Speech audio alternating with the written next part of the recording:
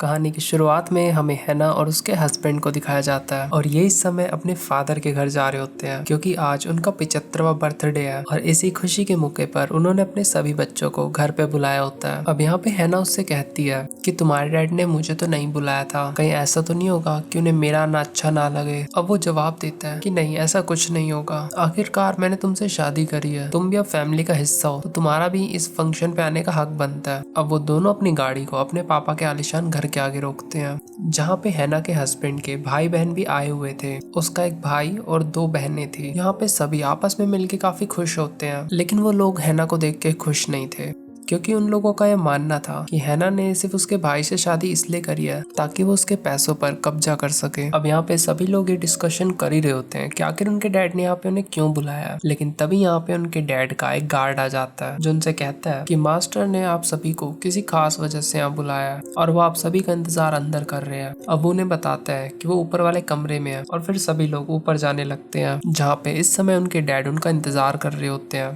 वो बोलते हैं कि मैंने घर में एक सिक्योरिटी सिस्टम लगा दिया है जिससे कि कोई भी घर के अब अंदर नहीं आ सकता। ये बात सुन के सभी बच्चे हैरान हो जाते हैं कि आखिर उनके डैड ने ऐसा क्यों करा है। वो इस बारे में उनसे पूछते हैं जिस पर उनके डैड जवाब देते हैं कि आज रात कोई आकर उन्हें मारने वाला है और तुम सभी को मिलके मुझे बचाना होगा ताकि वो मुझे मार ना सके। अब ये बात सुन के सभी बच्चे काफी ज्यादा हैरान हो जाते हैं और उनसे पूछने लगते हैं कि आखिर आप किसकी बात कर रहे हैं, कौन आ रहा है हमारे घर। उनके डैड कहते हैं कि मैं तुम्हें इस बारे में कुछ भी नहीं बता सकता कि आखिर वो पर्सन कौन है जो आ रहा है। अब सभी बच्चे भड़कते हुए कहते हैं कि आखिर आप मजाक करना बंद करिए, आखिर कौन आ रहा है हमारे घर और वो आपको मारना क्यों चाहता है। जिस पर वो कहते हैं कि तुम इसे मजाक मत समझो, ये एक सीरियस बात है। और हाँ, एक जरूरी बात और कि अगर आज रात मैं मरता हूँ तो ये चीज पहले ही तय हो चुकी है कि मेरे मरने के बाद मेरी सारी प्रॉपर्टी चैरिटीज में डोनेट कर दी जाएगी और अगर मैं जिंदा बच जाता हूँ तो मेरी सारी प्रॉपर्टीज मेरे बच्चों में बांट दी जाएगी। तो फैसला तुम्हारे हाथों में है, तुम्हें अगर प्रॉपर्टी चाहिए तो तुम्हें मेरी जान बचानी होगी। उनकी ये बातें सुन के सभी बच्चे काफी ज्यादा हैरान हो जाते हैं और सोच में पड़ जाते हैं कि आखिर उनके डैड ये क्या कह रहे हैं और ये क्या कर रहे हैं। खैर, अब उनके जो डैड होते हैं वो अपने गार्ड से कहते हैं कि तुम अब यहाँ से जा सकते हो और जैसे उनका गार्ड यहाँ से बाहर निकलता है तो वो सभी खिड़की दरवाजों को बहुत अच्छे से लॉक कर देता है ताकि ना तो कोई बाहर जा सके और ना ही कोई अंदर आ सके। अब रात होने पर सभी बच्चे डिस्कशन करने लगते हैं कि आखिर उनके डैड की बातों का मीनिंग क्या था। जहाँ पे कैनी बोलती है कि हो सकता है कि हमारे जो डैड है वो हमें सिर्फ आजमाना चाहते हो। यहाँ पे इन सभी को यही लग रहा होता है कि यहाँ पे ऐसा कोई भी नहीं आने वाला उन्हें मारने के लिए क्योंकि सभी खिड़की दरवाजे तो पहले से ही बंद है और सिक्योरिटी से बच के आना बिल्कुल इम्पॉसिबल है। अब हैना सभी से कहती है लेकिन फिर भी हमें यहाँ पे सतर्क रहना चाहिए, लेकिन फिर भी सभी लोग बिना किसी टेंशन के अपने अपने रूम में चले जाते हैं।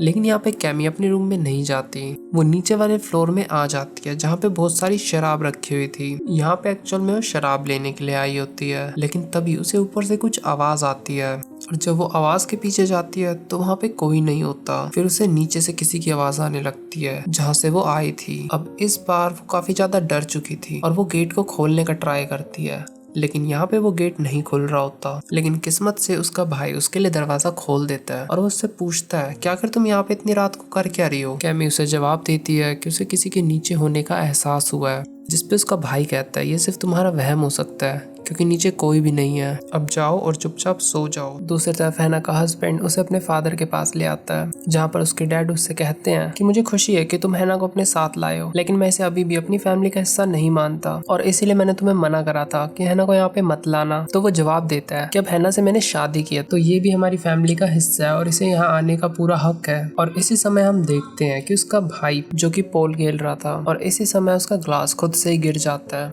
जिसे देख के पहले तो वो हैरान होता है। फिर जैसे उसने टेबल की ओर देखा तो वो देखता है उसकी सारी बॉल्स पहले की तरह सेट हो चुकी हैं, जिसे देख के इस बार तो वो काफी ज्यादा डर जाता है और सोचने लगता है कि आखिर उसके साथ ही क्या हो रहा है। तभी उसकी छोटी बहन आ जाती है और फिर हमें कैमी को दिखाया जाता है जो कि इस समय स्विमिंग पूल के पास अकेली ही ऐसे टाइम पास कर रही होती है। लेकिन यहाँ पे वो एक वियर्ड चीज नोटिस करती है। वो अपने फोन के सेल्फी कैमरे में देखती है कि उसके पीछे कोई खड़ा हुआ है, लेकिन जब वो पलट के देखती है तो वहाँ पे कोई नहीं होता।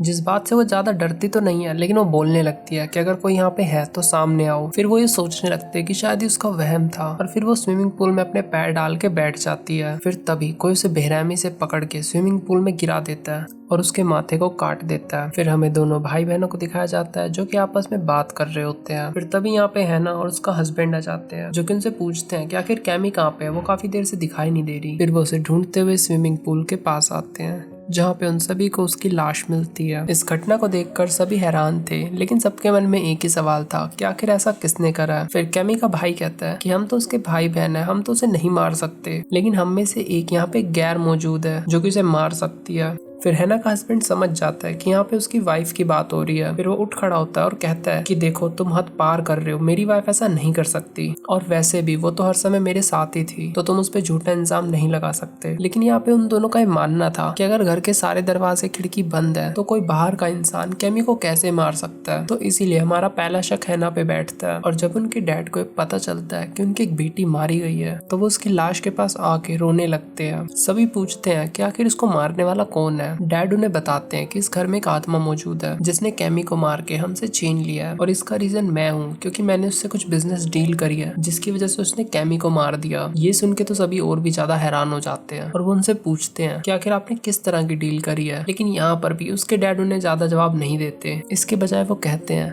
कि अब से हैना मेरी एक वारिस कहलाएगी, क्योंकि अब मेरी एक बेटी तो मर चुकी है, तो मुझे अपनी जायदाद का कुछ हिस्सा किसी न किसी को तो देना ही होगा। इस बात को सुन के तो दोनों भाई बहनों का मुंह ही उतर जाता है और वो कहते हैं क्या कि डैड आप ऐसा कैसे कर सकते हैं। फिर उनके डैड कहते हैं कि बस अब मैं और कुछ ज्यादा नहीं सुनना चाहता, और अगर तुम्हें भी प्रॉपर्टी में हिस्सा चाहिए तो बस तुम्हें मुझे जिंदा रखना होगा ताकि तुम्हें भी प्रॉपर्टी का हिस्सा मिल सके। कैमी का बड़ा भाई अपने ऑफिस से गन ले लेता है ताकि वो अपनी और दूसरों की प्रोटेक्शन कर सके। और यहाँ पर भी दोनों भाई यही बात रख रहे होते हैं कि हैना ही दोषी है। वो कहते हैं कि कैमी को उसी ने मारा है, लेकिन अपनी सफाई में हैना ये कहती है कि ऐसा कुछ भी नहीं है, और वैसे भी मेरे तो कैमी के साथ रिश्ते भी काफी अच्छे थे, मैं तो उसे नुकसान पहुंचाने का भी नहीं सोच सकती। और फिर जब हैना का हस्बैंड और हैना नीचे आते हैं तो वो देखते हैं कि यहाँ पे तो कैमी की लाश गायब हो चुकी है। ये देखकर वो काफी ज्यादा हैरान हो जाते हैं और सोचने लगते हैं क्या कि इतनी सी देर में उसकी लाश गई कहाँ, जिससे कि वो ये बात भी समझ जाते हैं कि यहाँ पे कोई ना कोई भूत प्रेत तो है ही। इसलिए वो दोनों फैसला कर लेते हैं कि हमें इस घर से जल्द निकल जाना चाहिए। वो दरवाजा तोड़ने का भी ट्राई करते हैं, लेकिन इससे भी उन्हें कुछ फायदा नहीं होता। फिर हैना का हस्बैंड कहता है कि हम नीचे के रास्ते से निकल सकते हैं। दूसरी तरफ हम कैमी की छोटी बहन को देखते हैं जो कि कमरे में होती है और जहाँ पे कैमी की फोटो लगी होती है, लेकिन उसे ऐसा लग रहा होता है कि जैसे वो फोटो उसी की तरफ देखे जा रही है, और इस समय वो काफी ज्यादा डरी हुई थी।